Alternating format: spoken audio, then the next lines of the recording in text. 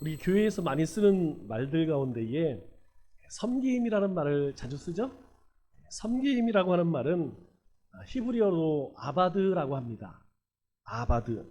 그런데 같은 단어를 우리 한글 성경에서는 예배로 번역을 하죠. 영어로는 서비스라고 합니다. 이 서비스라고 하는 뜻은 남을 돕는 봉사라는 뜻도 있지만 예배라고 하는 뜻도 가지고 있습니다. 그러니까 섬김과 예배는 한 뿌리에서 나온 두 가지와 같다는 것이죠. 그래서 섬김과 예배는 자신의 자아를 죽이고 상대를 높인다라고 하는 공통점을 가지고 있습니다. 내 이름을 드러내고 싶고 또 내 가치를 높이고 싶은 생각이 앞선다면 그것은 섬김도 아니고 예배도 아니라는 것이죠. 우리가 누군가를 섬기기 위해서는 내 자신을 낮춰야 합니다. 우리가 하나님 앞에 예배를 드릴 때에도 우리가 하나님이 베푸신 은혜를 기억하며 하나님 앞에 엎드려야 하는 것이죠. 참된 예배자가 되고 싶다면 먼저 참으로 섬기는 자가 되어야 한다는 것입니다. 만일 이 두 가지가 분리되면 우리의 영은 반드시 죽습니다. 오늘 본문 말씀은 우리가 잘 알고 있는 열처녀 비유죠. 이 열처녀 비유의 배경은 결혼식입니다. 당시 결혼식에서 신부는 10명의 들러리의 도움을 받게 됩니다. 사실은 우리도 마찬가지죠. 서양에서 결혼식을 할 때에 친구들이 들러리 서는 것은 일반적인 것이죠. 이 비유에서 등불을 마련해 신랑을 맞으러 간 10명의 처녀는 바로 들러리입니다. 이 들러리가 된 처녀들은 각자의 등을 준비해서 신부집에 가서 신랑을 맞이해야 하는 것이죠. 결혼식이 시작되면 이 들러리들이 신부를 동반해서 신랑집까지 행진을 하게 됩니다. 그러므로 결혼식에서 평소보다 많은 등불의 기름이 필요한 것이죠.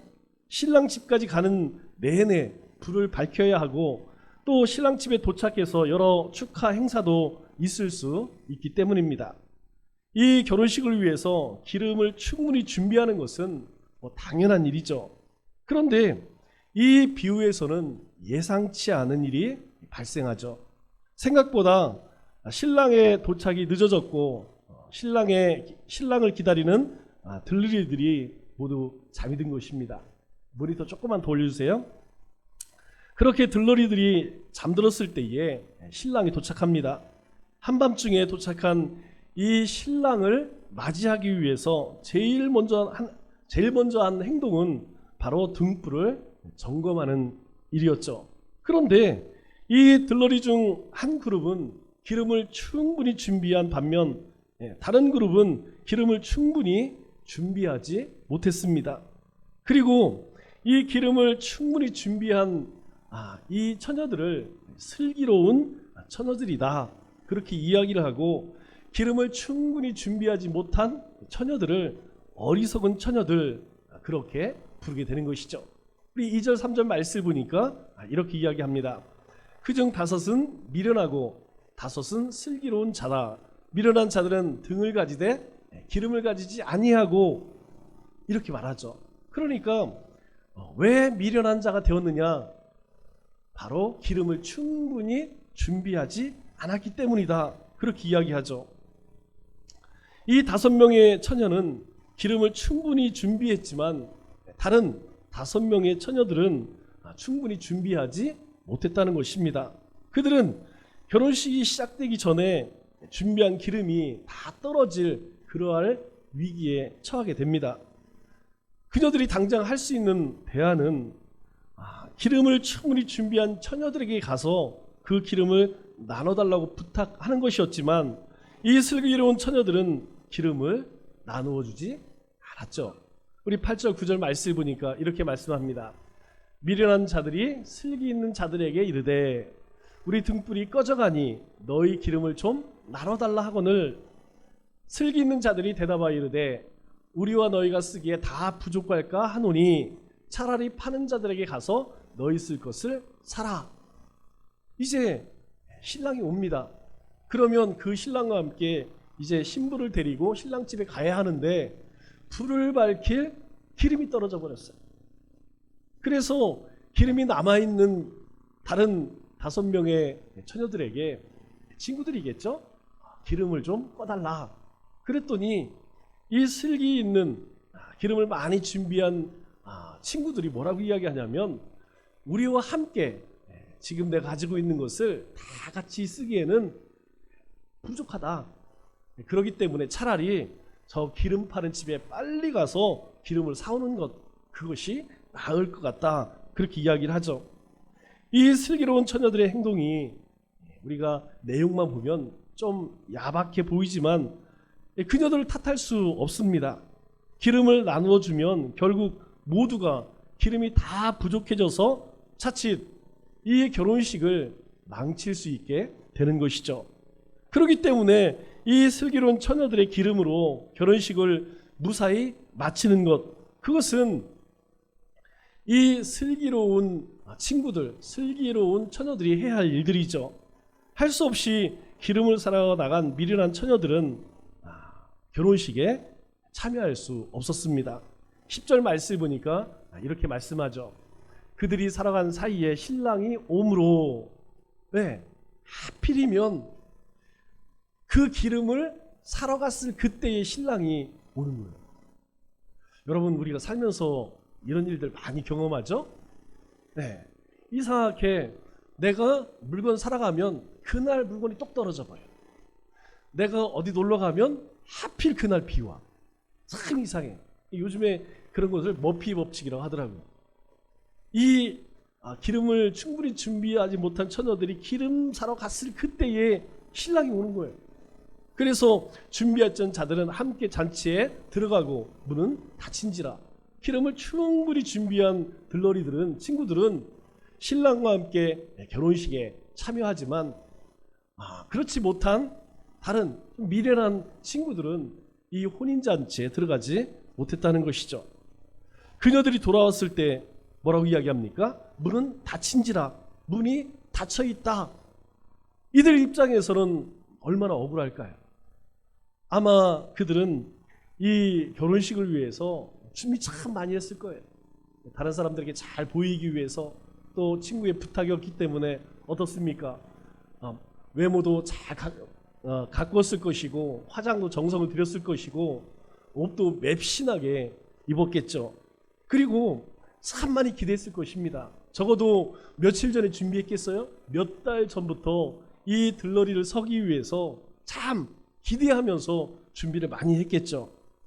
그들은 기꺼이 신부의 들러리가 되기로 그렇게 결정을 했고, 또 기름을 준비하지 않은 것도 아니에요. 나름대로 준비를 했습니다. 그런데 결국에는 이 결혼식에 참여하지 못했다는 것입니다. 그러면 누구의 잘못일까요? 누구 때문에 이 사단이 났을까요? 아마도 미련한 처녀들은 통상적으로, 일반적으로 준비하는 만큼의 기름을 가져갔을 겁니다. 그런데 신랑이 와야 할 시간에 오지 않았다는 거예요. 그렇다면 이 처녀들의 잘못이 아니라 진짜 잘못은 누구죠? 그 책임은 바로 늦게 온 신랑에게 있다는 것이죠. 아니, 9시에 오기로 했으면 9시에 와야지. 9시에 오지 않고 11시, 12시에 왔다고 하면 그걸 준비했던 들러리들이 잘못한 건 아니죠. 신랑이 예상대로 왔다면 기름은 모자라지 않았을 것입니다. 중간에 잠든 것도 뭐 큰 문제가 되지 않겠죠. 그런데 이 비유는 신랑에게 책임을 묻지 않고 기름을 충분히 준비하지 않은 처녀들을 미련한 사람이다, 미련한 자들이라 그렇게 칭하고 어떻게 합니까? 문전 박대했다는 거예요. 11절 12절 말씀을 보니까 이렇게 이야기합니다. 그 후에 남은 처녀들이 와서 이르되, 이래 기름을 사러 가서 기름을 이제 사왔겠죠. 그리고 뒤늦게 이제 신랑집 혼인잔치에 갔습니다. 그리고 주여 주여 우리에게 문 좀 열어주세요. 문이 닫혔기 때문에 문을 열어주세요. 우리에게 제발 좀 문 좀 열어주세요. 그런데 12절 보니까 이렇게 이야기합니다. 대답하여 이르되 진실로 너희에게 이르노니 내가 너희를 알지 못하노라. 뭐라고 이야기하냐면 내가 너희를 알지 못하노라. 들러리로 초대받은 그녀들은 신부와 친한 관계였죠. 가까운 사이였으니까 들러리를 써주는 거 아니겠습니까? 하지만 결국 그녀들이 들은 말은 뭡니까? 내가 너희를 알지 못하노라. 나는 너희를 도무지 알지 못한다. 냉정한 말뿐이었다는 것이죠. 그런데 이 말씀 어디서 많이 들어본 것 같아요. 내가 너희를 알지 못하노라. 우리 마태복음 7장 23절 말씀을 보니까 주님께서 이 말씀을 한번 하셨어요. 내가 너희를 도무지 알지 못하니 불법을 행하는 자들아 내게서 떠나가라. 내가 너희를 도무지 알지 못하니 불법을 행하는 자들아 다 내게서 떠나가라. 주님께서 이 말씀을 하세요. 그런데 왜 주님께서 이 말씀을 하실까요? 우리 21절 22절 말씀을 보니까 이렇게 이야기합니다. 나더러 주여 주여 하는 자마다 다 천국에 들어갈 것이 아니오 다만 하늘에 계신 내 아버지의 뜻대로 행하는 자라야 들어가리라. 즉 이들이 책망받은 이유는 바로 여기 있다는 것이죠. 그들이 주여 주여 그렇게 주님을 부르긴 했지만 아버지의 뜻대로는 살지 않았다는 거예요. 그래서 그날에 그 심판의 날에 그 잔치에 참여할 그때에 많은 사람이 나더러 이르되 주여 주여 우리가 주의 이름으로 선지자 노릇하며 주의 이름으로 귀신을 쫓아내며 주의 이름으로 많은 권능을 행하지 아니하였나이까. 오늘 우리말로 바꾸면 뭡니까? 주님의 이름으로 제가 예배도 드리고 기도도 드리고 전도도 하고 또 선교도 하고 식당 봉사도 하고 청소도 하고 이런 거 많이 하지 않았습니까? 그런데 정작 주님은 뭐라고 말씀하세요? 나는 너희 잘 몰라. 나는 너희를 잘 몰라.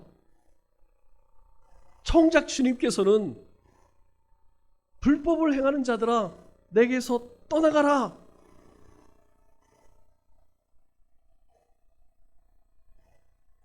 이 비유는 결혼식의 즐거움이 어디서 오는지를 우리에게 생각하게 하죠. 그래서 13절에 이렇게 이야기합니다. 그런즉 깨어있으라. 너희는 그날과 그때를 알지 못하느니라. 신랑이 언제 올지 알지 못하기 때문에 너희가 깨어있어라. 그냥 언제 올지 모르고 기름이 다 떨어져 가는지도 모르고 그냥 잠만 자서 되겠느냐? 너희가 깨어서 기름이 부족하면 빨리 가서 기름을 더 사오든지 준비를 하고 그렇게 맞이해야 되지 않겠느냐? 그래서 그런즉 깨어있으라. 너희는 그날과 그때를 알 수 없다는 거예요. 모른다는 것입니다. 주님께서 언제 우리 가운데 임하실지 아무도 모른다는 것이에요. 이 결혼식의 즐거움이 어디에 있습니까? 이 결혼식의 즐거움은 바로 그 즐거움을 준비하는 데에서 비롯된다는 거예요. 준비하지 않은 자에게 결혼식은 즐거운 것이 될 수 없다는 것입니다. 충분한 기름을 준비한 자들은요, 신랑이 일찍 오든 늦게 오든 아무런 걱정이 안 돼요. 왜?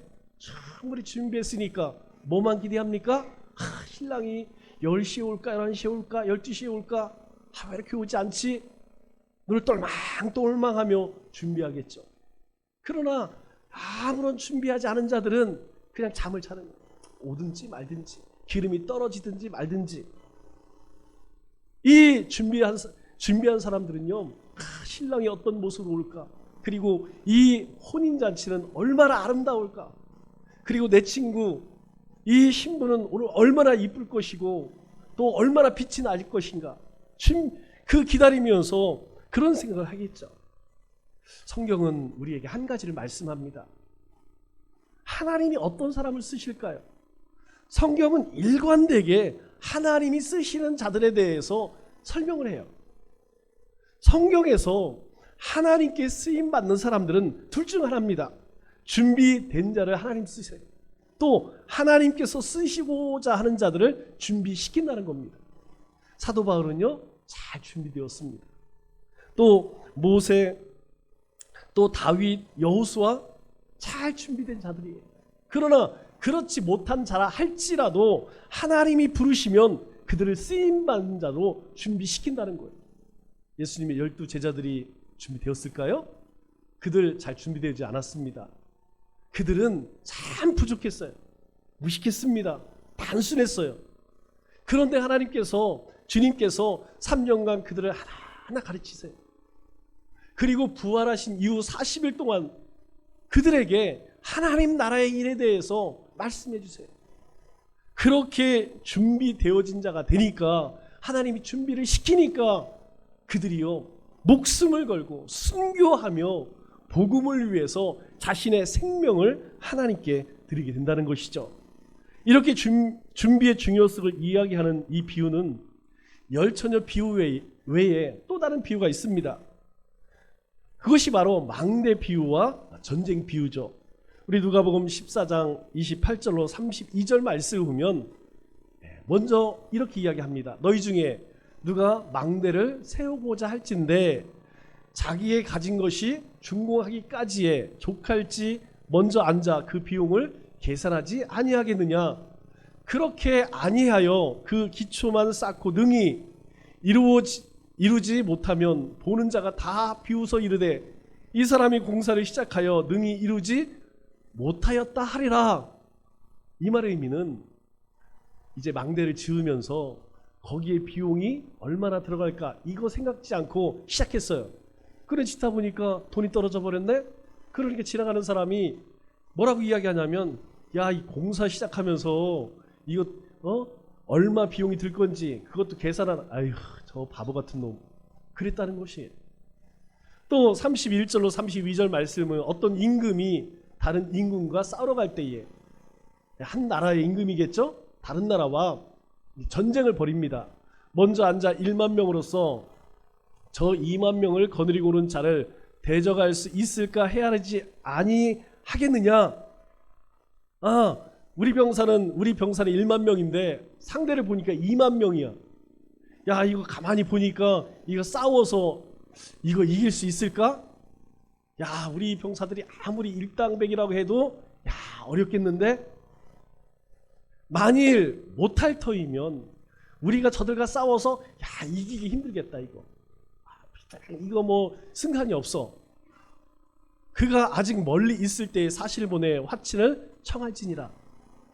뭔 말이에요? 야, 이거 싸워봐야 우리가 이거 10중 8구는 지게 생겼네. 그럼 어떻게 하라고요?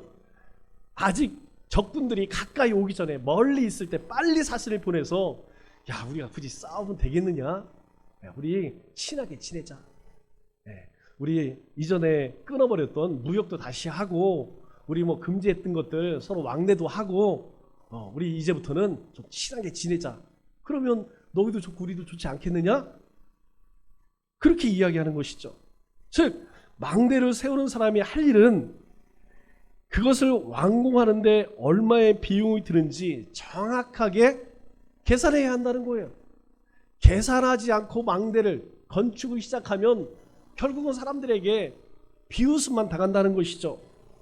계산에 맞춰서 비용을 준비한 그 다음에 공사를 시작하는 것이 올바른 순서라는 것입니다. 만일 비용이 부족해서 공사를 도중에 중단하게 되면 그것은 하지 않은 것만도 못하다는 거예요. 왜 그렇습니까? 돈은 돈대로 날리고 건물은 흉측하게 남는 것이죠. 우리가 종종 그런 것들 보죠. 저도 가경동에 가다 보면 전에 아파트를 졌던 것 같아요. 아파트 2동인가 올라가는데 거기다가 막 빨간 글씨로 유치권 행사 뭐 이렇게 써놨더라고요. 여러분, 왜 그런 일이 생겼을까요? 아파트를 짓다 보니까 어떤 문제가 생겼어. 그래서 그거 공사를 했던 사람들에게 이 대금을 줘야 되는데 대금을 못 줘. 그러니까 그 하청업자들이 이제 뭐 영세하잖아요. 그러니까 그 건물을 우리가 붙드는 거야. 이거 다른 사람이 인수 못하게 유치권 행사하는 거예요. 돈 줄 때까지 여기 아무도 못 건드려. 여러분 이것이 심하면요 10년, 20년, 30년 가는 데도 있어요. 그래서 흉측하게 남는 경우도 많이 있다는 것이죠. 그런데 그뿐만이 아니에요. 전쟁의 경우도 마찬가지라는 것이죠. 전쟁을 하기 위해서는 자신들의 전력과 상대방의 전력이 어떤지, 자신들이 방어해서 이길 가능성이 얼마나 되는지, 여러분 당연히 따져봐야 되지 않겠습니까? 우리가 잘 아는 말이 있죠. 지피지기면 백전백승, 지피지기면 백전백패, 이런 말이 있어요. 그러면 이 말의 뜻이 무엇입니까? 100번 싸워서 우리가 이길 수 있는 방법은 무엇이냐? 우리가 100번 싸워서 위기에 빠지지 않을 방법이 무엇이냐? 바로 상대방을 알고 나를 알면, 야, 우리의 전력과 상대방의 전력, 그것을 잘 알게 되면 100번 싸워도 위태롭지 않다, 이런 뜻 아니겠습니까?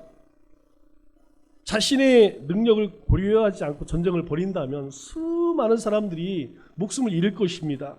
전쟁으로 얻을 것이 없다면 무조건 막 싸울 것이 아니라 상대방과 빨리 파치를 맺는 것이 훨씬 낫다는 것이죠. 정확한 계산 없이 전쟁을 일으켜서 많은 사람을 희생시키는 것은 뭐라는 거예요? 바로 미련한 짓이라는 것이죠. 그것은 저 미련한 처녀들, 그들과 똑같다는 것입니다. 그러면 이런 맥락에서 예수님은 자신을 따르는 그런 많은 무리들에게 어떤 말씀을 하셨을까요?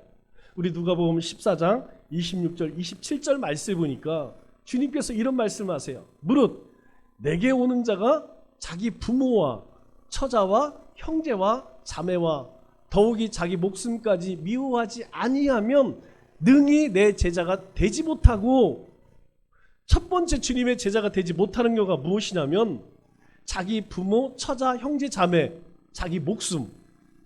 여러분 이것은 쉽게 요약하면 세상에서 가장 사랑하는 존재입니다. 세상에서 이것보다 더 사랑하는 건 없어요. 우리의 삶 속에 가장 사랑하는 것은, 소중한 건 뭐예요? 내 목숨 아니겠습니까? 내 목숨보다 더 중요한 게 어디 있어요? 그 다음에 우리 가족이죠. 우리 부모님, 형제, 자매들. 그런데 이것까지 미워하지 아니하면 주님의 제자가 되기 어렵다라고 이야기해요. 또 한 가지 이야기합니다. 누구든지 자기 십자가를 지고 나를 따르지 않는 자도 능히 내 제자가 되지 못하리라, 이렇게 이야기합니다. 여러분 십자가가 뭐예요? 주님처럼 뭐 실제로 십자가 지라는 얘기예요? 아니죠. 십자가는 주님이 하나님께 받은 사명이었어요. 주님이 세상에 오신 이유가 뭐예요? 십자가 지시려고 오셨어요. 하나님이 우리에게 주신 사명이 있습니다. 그런데 주님이 십자가를 지실 때에 뭐라고 말씀하세요? 십자가를 지기 전 내 뜻대로 마옵시고 아버지의 뜻대로 하옵소서 하기 싫었어요. 그것이 얼마나 고통스러운지 주님도 아셨거든요. 그런데 하십니다. 순종하셨다는 것이죠. 자기를 헌신하시고 희생하셨다는 거예요. 희생하셨습니다. 사명을 우리가 감당하기 위해서 우리가 순종하지 않고 희생하지 않고 하나님이 우리에게 주신 사명을 감당할 수 있을까요? 아니에요. 오늘 우리가 예배 드리고 있죠? 여러분 이 예배를 드리기 위해서 우리도 희생했어요. 우리의 시간을 희생합니다. 우리가 해야 할 일들을 희생했어요. 그렇기 때문에 하나님께 예배할 수 있는 것이라는 거예요. 하나님 주신 사명은 내 자신이 무언가를 희생하지 않고는 그 십자가를 질 수 있느냐? 그건 대단히 어렵다는 것입니다. 그리고 또한 이 말씀을 보태시죠. 33절에 이렇게 이야기합니다. 이와 같이 너희 중 누구든지 자기의 소유를 버리지 아니하면 능히 내 제자가 되지 못하리라. 아니 주님께서 우리에게 결론적으로 뭐라고 말씀하세요? 이와 같이 너희 중에 누구든지 자기의 소유를 버리지 아니하면 너희 가운데 있는 그 무엇들, 그것을 포기하고 내어놓고 버리지 아니하면 내 제자가 되지 못하리라. 이렇게 말씀하세요. 이 구절을 통해서 우리는 이 망대 비유와 전쟁 비유가 우리로 하여금 믿음을 위해서 무엇을 준비하고 계산할지를 알게 하신다는 거예요. 우리가 무엇을 준비해야 할까요? 무엇을 계산해야 할까요? 그것은 바로 너희 소유를 버리는 것이라는 거예요. 믿음을 위해서 필요한 계산은 바로 무엇을 버릴 것인가? 우리의 삶 가운데 과연 무엇을 내려놔야 할 것인가? 오늘날 많은 사람들이 자신의 이익을 계산하고 그것을 목적으로 살아갑니다. 여러분, 세상의 모든 사람들은 다 그래요. 그러나 하나님의 나라는 다르다는 것입니다. 하나님의 나라에서는 자신이 버릴 것을 계산하고 그리고 그에 따라서 움직여야 한다는 거예요. 버릴 것을 계산하지 않고 믿음의 길에 들어선 사람은 그 사람은 미련하다는 것이죠. 왜 그렇습니까? 그 버리지 않은 것을 인하여서 발목 잡힐 수밖에 없다는 거예요. 그러한 사람은 기름 없이 들러리가 된 처녀이고 계산 없이 망대를 짓겠다고 날뛰는 사람이며 병력 없이 전쟁을 치르겠다는 아무 생각 없는 사람이라는 것이죠. 준비와 계산은 원하는 일을 끝까지 할 수 있는 능력이라는 것입니다. 우리 가운데 이 기도 가운데 선교 준비합니다. 여러분, 이 선교는요, 가서 현장에서 사역하는 것보다 준비가 훨씬 힘듭니다. 왜 그래요? 여러분, 준비하지 않으면 현장에서, 이 선교의 현장에서 사탄 마귀가 가만두질 않아요. 여러분, 우리가 선교 현장에 가서 복음을 전합니다. 여러분, 우리가 영적으로 무장하지 않으면, 우리가 사역적으로 준비하지 않으면 여러분 가능할까요? 천만의 말씀입니다. 우리가 영적으로 준비하고 말씀으로 준비하고 기도로 준비하지 않으면 여러분, 공중권세 잡은 이미 악한 권세에 잡힌 저들에게 복음을 전하기가 쉬울 것 같아요? 수많은 방해 때문에 감당하기 어려워요. 여러분, 선교는 관광하는 것이 아닙니다. 그냥 땅 밟기 소풍 가는 것이 아니에요. 악한 영에게 붙들린, 사단의 영에 붙들린 그 한 영혼에게 복음을 전하는 것이에요. 그렇기 때문에 철저히 준비해야 돼요. 우리가 현장에 가서 10가지 사역을 해간다고 하면 우리는 20가지, 30가지를 준비해 가야 돼요. 그렇게 준비해도 현장에 가서 한두 가지밖에 못합니다. 준비하지 않으면, 우리가 무장하지 않으면 어렵다는 거예요. 특별히 헌신한 귀한 손길들이 있죠? 여러분, 단단히 각오하셔야 됩니다. 여러분, 각오하지 않으면 자기 스스로가 시험에 빠져요. 이 사단에 붙들려서 가기도 전에 본인이 시험에 빠진다는 거예요. 믿음이란 무엇입니까? 주먹구구식으로 무작정 밀어붙이는 것이 아니라는 것이죠. 버릴 것을 계산하지 않는 믿음은 온전한 믿음으로 성장할 수 있을까요? 준비하지 않는 믿음은 온전한 믿음으로 완성되지 않는다는 것이죠. 그것은, 그러한 믿음은 욕망뿐이라는 거예요. 자기 욕심을 채우는 것이라는 것이죠. 우리 누가복음 9장 23절 24절에 뭐라고 이야기합니까? 아무든지 나를 따라오려거든 자기를 부인하고 날마다 제 십자가를 지고 나를 따를 것이니라. 내려놔야 한다는 거예요. 주님께서 우리에게 주신 그 십자가를 감당하기 위해서 우리의 자신을 내어 희생해야 한다는 것입니다. 누구든 제 목숨을 구원하고자 하면 잃을 것이요, 주님 이용해서 뭔가 내 유익을 채우려고, 여러분, 그러한 자들은 잃을 것이요, 누구든 자기를 위하여 제 목숨을 잃으면 구원하리라. 구원은요, 십자가는 우리에게 역설적으로 이야기해요. 우리가 주님의 나라를 위해서, 주님을 위해서 우리의 모든 것을 다 드리면 엄청나게 손해되는 것 같아요. 시간도 드려야지, 물질도 드려야지, 열정도, 모든 것을 거기에 다 걸어야 합니다. 그런데요, 그러면 망하지 않는다는 거예요. 그러면 더 큰 은혜가, 하나님의 더 큰 축복이 우리 가운데 임한다는 거예요. 그런데 이리 뺀질 저리 뺀질, 그것이 참 지혜롭게 그렇게 신앙생활을 하는 것 같지만 전혀 그렇지 않다는 것이에요.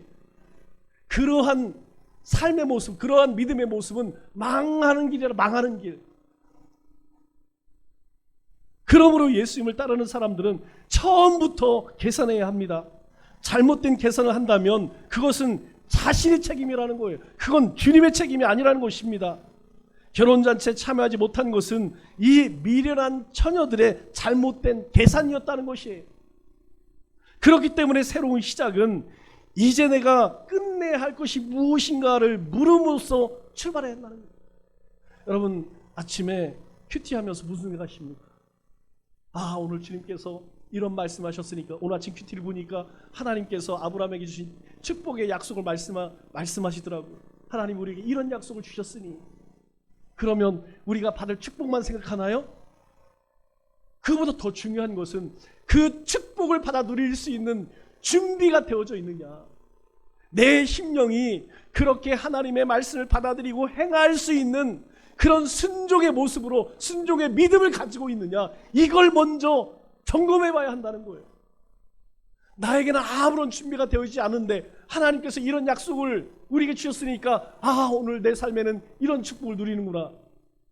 여러분, 이런 착각으로 점점점 하나님과 가까이 되는 것이 아니라 하나님이 주신 축복으로 인하여서 오히려 하나님과 점점 더 멀어질 수밖에 없다는 것입니다.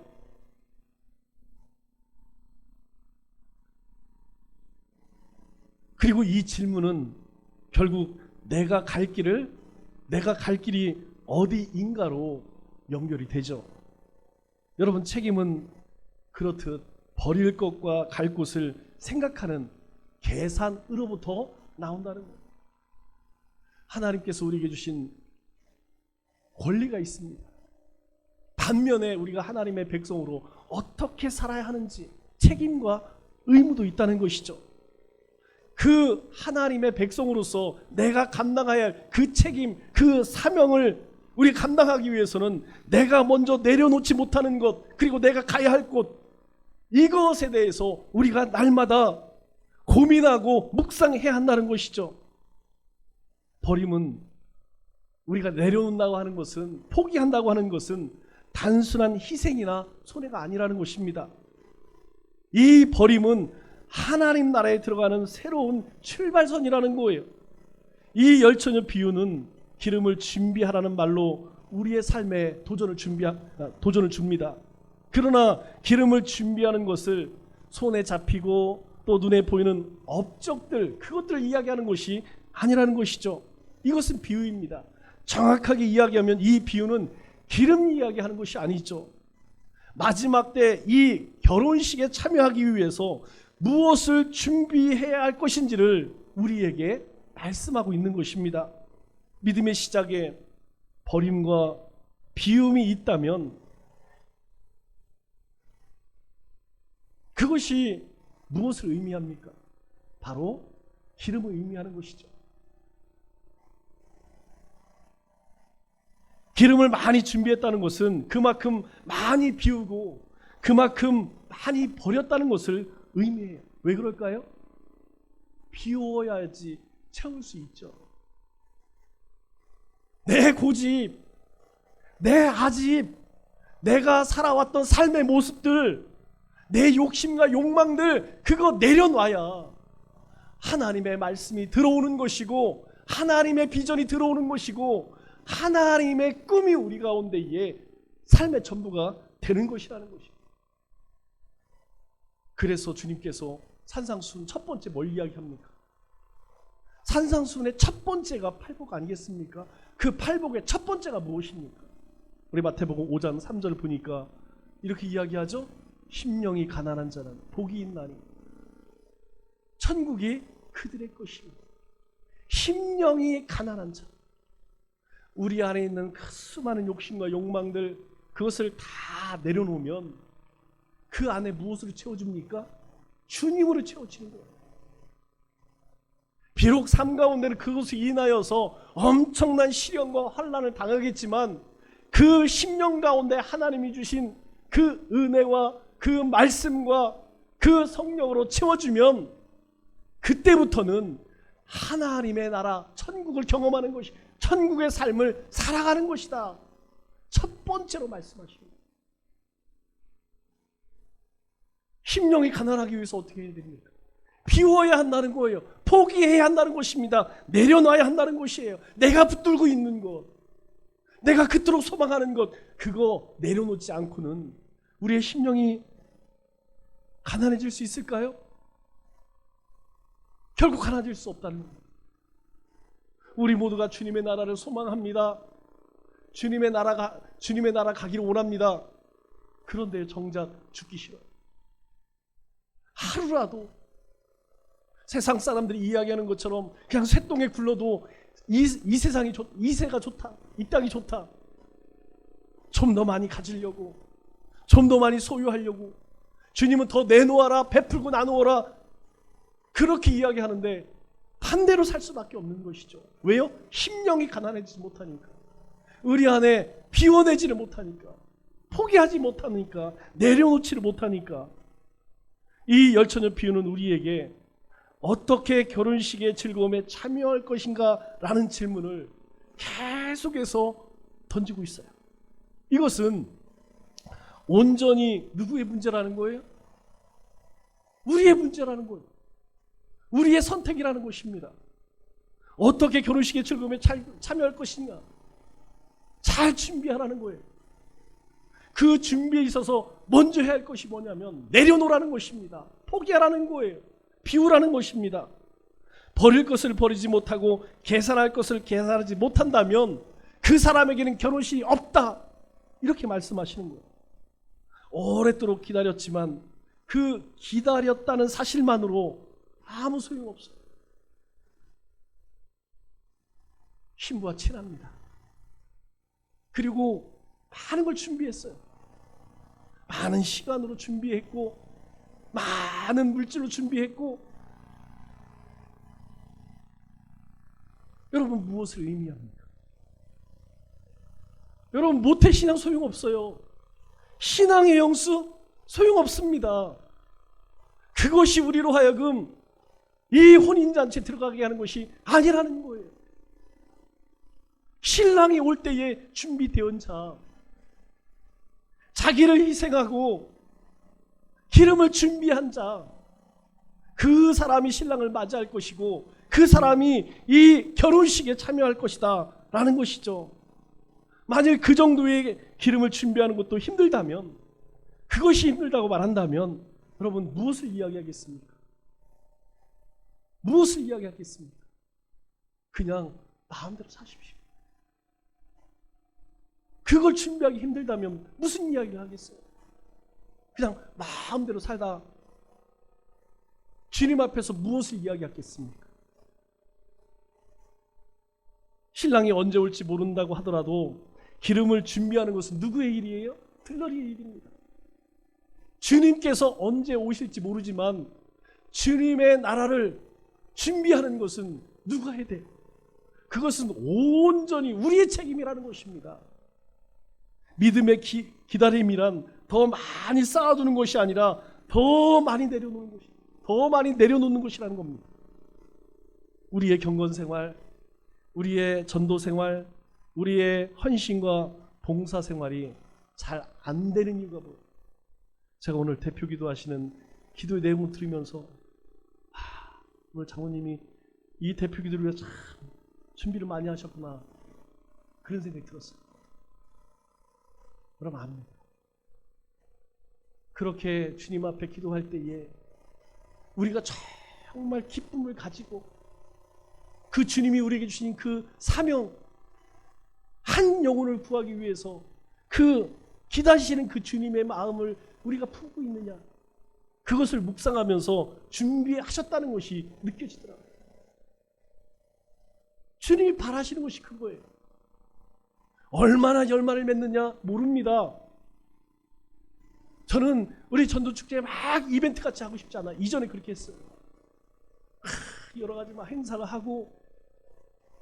그런데 시간이 지나면서 제가 깨닫는 것은 무엇이냐면 일상이 돼요. 주님의 바람이 우리의 바람이 되는 그날까지 우리가 해야 할 일이 무엇이냐면 바로 우리 일상에서 주님의 그 안타까운 마음을 품고 한 영혼을 바라보고, 그냥 믿기 싫으면 말고, 이게 아니라는 거예요. 욕을 먹으면서도 예수님 믿으세요, 교회 한번 오세요, 예수 믿어야 삽니다. 여러분, 이것은 누가 해야 할 일이라는 거예요? 내가 해야 할 일이라는 거예요. 내가 할 일. 주님께서는 그 수고를 잊지 않으신대요. 주님께서 우리가 그렇게 주님이 원하시는 일을 할 때 주님께서 그냥 버려두지 않으신답니다. 도우시겠다는 거예요. 인도하시겠다는 것입니다. 그리고 하나님의 나라에서 상급을 준비하시겠다는 거예요. 그런데 우리 삶에 왜 이게 안 될까요? 왜 큐티가 안 될까요? 왜 말기 참배 안 될까요? 왜 전도생활 안 될까요? 내가 하고 싶은 거 다 하지만 왜 주님의 몸된 교회를 위해서 헌신하고 봉사가 안 될까요? 그것은 내 것을 버리지 않기 때문에. 내 것 버리지 않으니까, 내 시간 버리지 않으니까, 내 즐거움 버리지 않으니까, 내 분주함을 버리지 않으니까, 내 것은 절대 놓치고 싶지 않아요. 그런데 주님 것도 놓치고 싶지 않아요. 그런데 주님 앞에 우리가 온전히 서기 어렵다는 것이죠. 이 비유는 아직도 수많은 것들을 내려놓지 못하고 사는 우리의 삶을 돌아보게 합니다. 충분히 준비하지 못하면 결코 즐거운 이 결혼식에 참여할 수 없다는 것을 우리에게 경고하고 있습니다. 말씀을 맺겠습니다. 그러면 우리는 하나님의 나라를 어떻게 준비하고 있습니까? 그리고 하나님 나라에 들어가기까지 얼마나 많은 것을 내어버리고 내려놓고 포기하고 있습니까? 혹시라도 그런 준비를 전혀 하지 않는다면 대단히 큰 문제입니다. 결과는 뻔하기 때문이죠. 분명 주님 앞에 설 때에 주님은 말씀하실 것입니다. 내가 너희를 알지 못하노라. 내가 너를 알지 못하노라. 준비하는 것은 순전히 우리의 몫이라는 것이죠. 이 한 주도 주님의 나라를 소망하며 말씀으로, 또 거룩함으로, 또 사명 감당으로 주님의 나라를 믿음으로 준비하는 우리 믿음의 권속들 다 되시기를 주님의 이름으로 축원합니다.